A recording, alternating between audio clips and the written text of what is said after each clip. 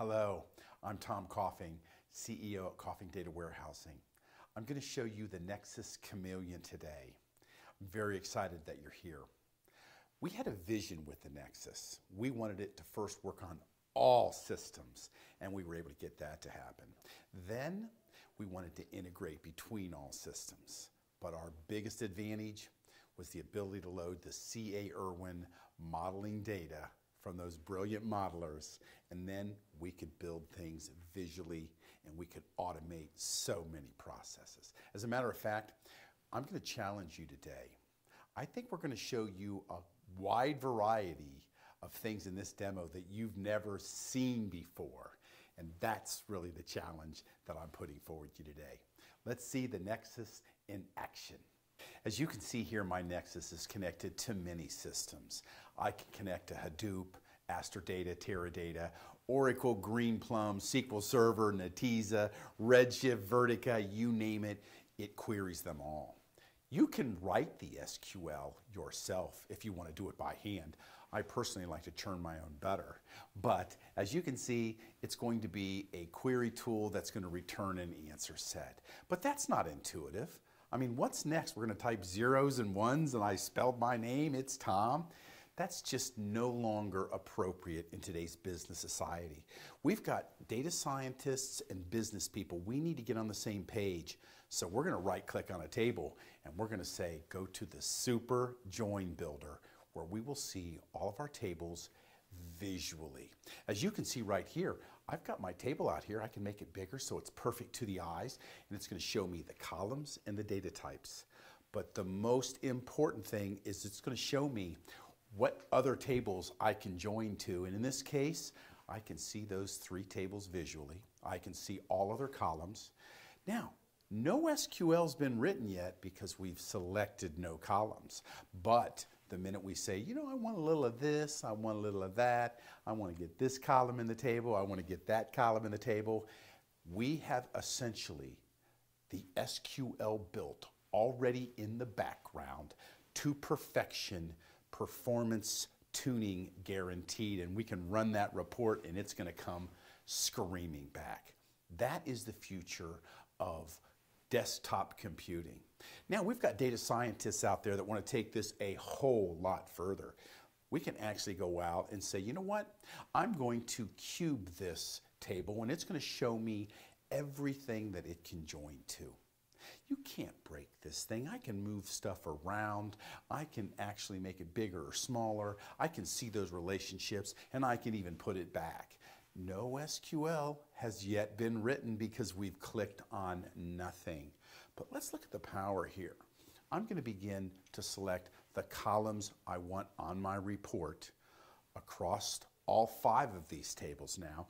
With each click of the mouse, that SQL is being built to perfection, as you can see here. But you know, I can take this much further. We don't just build it by pointing and clicking. I go to the columns tab and now I can see at the top all the columns on the report in order, and at the bottom the ones that weren't selected. So I can begin to move things around until that report looks exactly like I want.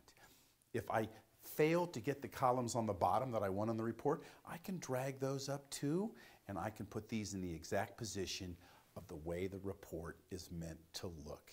When I'm satisfied with that, I can see that the SQL has once again been built to my specifications. But let's sort this data. I go to the sorting tab. All I got to do is point and click, and I've now got those sort keys in there. And you know what? Great to do inner joins, but why not do some outer joins? When I go to the joins tab, I can do an inner and an inner.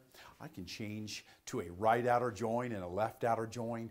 That SQL is built. But the most important thing, when I go to the Where tab, it is going to show me the underlying indexes of all of these base tables. And I can actually put that in knowing that this is a primary index or a primary key or a distribution key, and that is going to be why that report comes back very fast.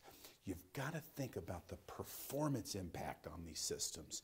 You've really got to know what you're doing here. Now, what I'm going to show you now, I don't know has ever been seen before by anybody. I'm going to go back and do my super join builder, and I can see that I've got this table that joins to this table that joins to this table. Those are all on Teradata. But I'm now going to join an Oracle table and a SQL Server table together, and I've got my 5 tables right here. As I begin to point and click on the columns that I want, the SQL will be built as if it were all coming from one system, because that's really the clever thing that we're able to do here. Once we pick the columns that we want on the report, it's all set to go. Just to iterate, the tables at the top are from Teradata, and the 2 tables at the bottom are from Oracle and SQL Server. Now, I'm going to be able to hit the execute button, and what's going to happen is the Oracle table and the SQL Server table are going to be talked to from Teradata. It's going to go from memory to memory. We're going to stream this as fast as possible, and that data is going to come over here, and it's not going to take us very long. As a matter of fact, most users would think this is coming from a single system where that report is going to come back, and you have just seen your first cross-system join. This is the future of all computing. Data's gotten so big you can't keep it on one system, so you have to learn how to be able to integrate across the entire enterprise. And if you can do it efficiently, like we're doing it here, this is what the user is going to see, that beautiful looking report. And that is what I call a real paradigm shift in our industry today.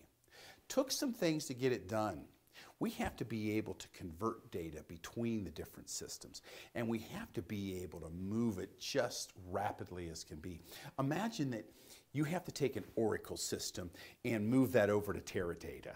You got to convert the DDL, you got to get the load utilities working. This usually takes people about 6 weeks for this project. It's not going to take 6 weeks. I'm going to kick this off right now by a few points and clicks, and that data is moving. I'm going to see first it create the DDL. That's converting from Oracle directly to Teradata. I told it to drop any of the data that's already out on Teradata. It's doing so, and then it is just streaming and flying, moving that data from Oracle directly to Teradata. You see, nothing's coming from the PC. We have learned how to take that C.A. Irwin model, put it in all of our systems, and then we can get these systems to talk across the entire enterprise. And as you will soon see here, things will start turning green, and it's going to say, hey, I've got everything moved. It works the same way on SQL Server. This is the way large organizations now are integrating all of their systems into one. Now, once you've brought back all these different beautiful answer sets by combining Hadoop and Teradata and SQL Server and Oracle, or any system you want to query, Vertica, Redshift, Parexel, any one of them, you can put those in the garden of analysis. Here I've got my answer set in the garden of analysis where I can requery it, and all processing is done inside Nexus, inside the PC. This is another futuristic design that we love. Here I'm going to go get all my grouping sets, my group by cube, my group by roll-up, by just dragging and dropping some things at the top. I can do the same thing with ordered analytics. We actually have some systems that can't do the ordered analytics, so we can bring them back inside Nexus, and the next thing you know, we're dragging and dropping, and we're going to be able to see cumulative sums, moving differences, moving averages, counts, max, mins. We'll also be able to have everything reset on product ID breaks, and that's why we partitioned. Drag, drop, see these reports. Now, what I'm going to show you next is one of my favorite things. We're going to want to be able to graph and chart everything, but we don't need to make this a difficult process. We want to be able to graph and chart very easily and then share this information with a wide variety of people. Look what I'm doing here. I'm dragging and dropping, once again, what I'm going to look for in all of my graphing and charting. Then, instead of picking just one report, I'm going to decide to do a ton of them all at once, and then it goes into the dashboard. I'm going to be able to set myself a slideshow and just look at this stuff come back time after time. If I see a graph or a chart that I really want to pause on, I can pause and check that out. I could also scroll it across the screen. Just sit there and drink some coffee at the desk, see it scrolling. Once again, if I see something I like, I just pause that.